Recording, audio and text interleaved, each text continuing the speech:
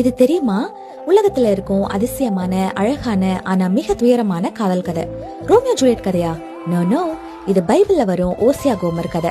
ஓசியா ஒரு தீர்க்கதரிசி. ஒரு நாள் தேவன் அவர்கிட்ட அநியாயத்துல வாழும் ஒரு விபச்சாரியான பெண் கோமரை மேரேஜ் பண்ணிக்க சொல்லி சொன்னாரு. வாட் அப்படின்னு எல்லாம் கேட்காம ஓசியா கீழ்ப்படிஞ்சாரு. கல்யாணம் பண்ணி 3 குழந்தைகளையும் பெற்றுக்கொண்டாங்க. ஒரு நாள் கோமர் வீட்டை விட்டு விலகி மீண்டும் பழைய வாழ்க்கைக்கு திரும்பினாங்க. பட் ஓசியா அவளை விட்டு விடல. குழந்தைகளை தனியாக வளர்த்தாரு.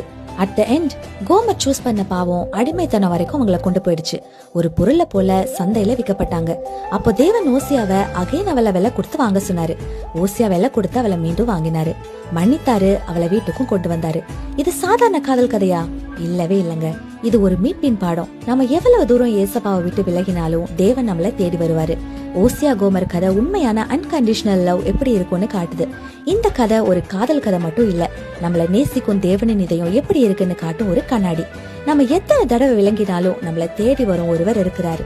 நம்மள கட்டி அணைக்க கொஞ்சம் கூட தயங்காதவரு, நம்மள அகைன் விலை கொடுத்து வாங்கினவரு. அவரோட அன்புக்கு நாம என்ன செய்ய போறோம்?